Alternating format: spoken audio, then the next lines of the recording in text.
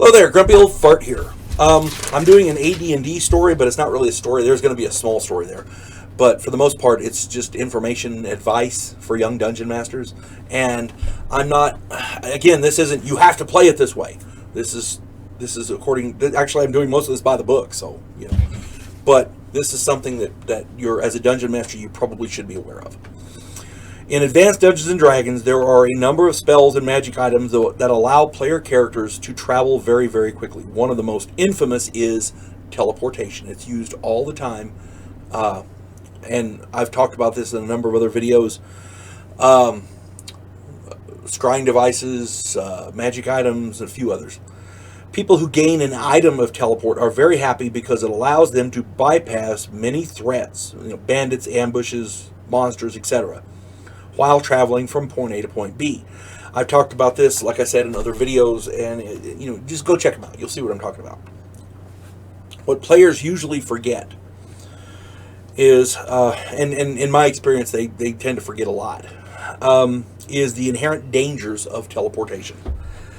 There are at least two different types of teleports. The first one, the basic teleport, is a 5th level magic user spell, page 82 of the player's handbook. Excuse me. There's a more advanced spell called Teleport Without Error. It is a 7th level magic user spell on page 62 of the Unearthed Arcana. The basic spell, from the 5th level spell, lists conditions and limits on weight and such like that, and you need to read that and be aware of it, because there is a weight limit. It also lists a chart which must be used to determine how successful any teleport is. There are 3 categories on this chart. High, meaning you teleported too high and you fall to the ground, or wherever you were teleporting you fall. Low, meaning you teleport low and end up in the ground. And on target. On target is where you're right where you want to be, which is the best one. Any low result, where the magic user is teleporting into onto a solid surface, results in the immediate death of the magic user. And if you happen to be teleporting with him, guess what? You get dead too. You be a dead person too. Now, keep in mind, a high result could also be bad. Not just for the falling damage, but say you're teleporting into a cavern, because that happens a lot, especially in Dungeons & Dragons. You're spelunking, you're going boo, boo, boo. Oh, I left my stuff way back over there, or we have to go back and get this. I'll teleport back and get it. So you teleport back. Well, you were only there for a few minutes. You teleport high, you're still inside the rock. You still die. The high result usually ends up in falling damage, unless you're teleporting into a cavern or a room or something like that. Because, a roof will kill you just as well as solid rock will. I'm just saying. A high result, it depends on how well you roll, how close to the on-target thing you get. So if on-target starts at, say, 10 or whatever, I don't know, I don't have the chart in front of me, but say it's 10, and you roll a 7, guess what? You 3, that's 3 percentage points off. That's how they do it. And you can fall from 10 to 320 yards outside or feet inside. That's how it's done. And falling damage, you need to look up some falling damage, because that can do some serious damage. Players tend to ignore this, and in all fairness, many dungeon masters do as well. I roll each and every time anyone teleports in my game. Scrying essentially allows player characters or non-player characters to see the target area in real time. So they always use the most favorable teleport conditions. That's why a scrying device and a teleport device are so damned useful together. I'm going to scry on this room. Boom, you see it. Okay, this is the room. That's what, in real time, I'm looking at it. Now I'm going to teleport there. It's much more effective. I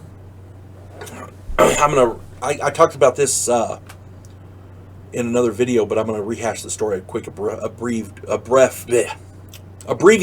I'll get it right in a minute, version. There's a guy named Dave, I think it was Dave. Anyway, he used to run a mage in my game, and he was a greedy bastard.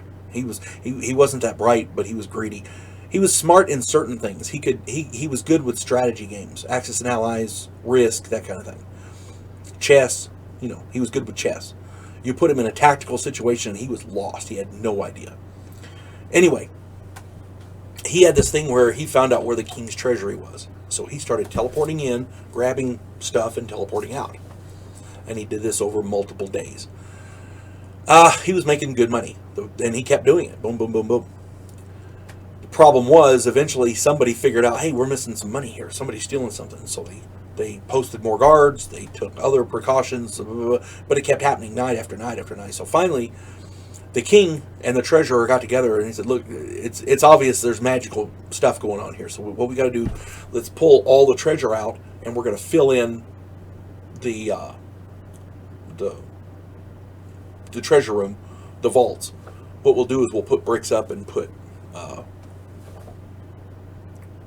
flat boards and stuff across, and we'll crisscross the area so that when he teleports in, we'll get him.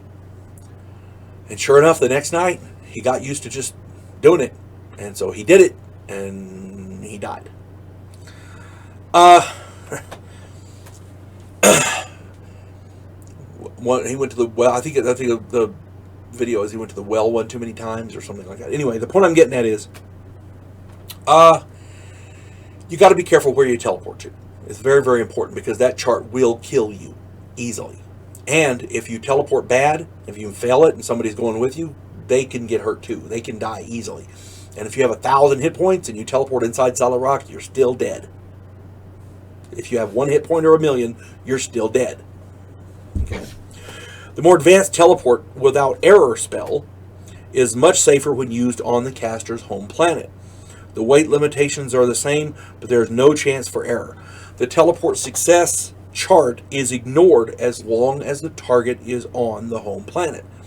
So if you know pretty well where you're going, boom, you're there. Boom. You don't got to roll. Now, the spell can be used. Here's the kicker. The spell can be used to teleport to different planes of existence, but this assumes that the caster has been there and has carefully studied an area to teleport to. So, if you and the teleport success chart is used in these extra planar jaunts. So if your character has never been to the 3rd plane of hell and you decide to teleport there, yeah, you got to roll on that chart, and there's a good chance you'll get killed. Not just by the denizens, you'll end up in rock or some other mishap. You'll fall because it's its own dimension. And even if you survive that, teleporting to the 3rd plane of hell blindly is just damn stupid. Ask any player.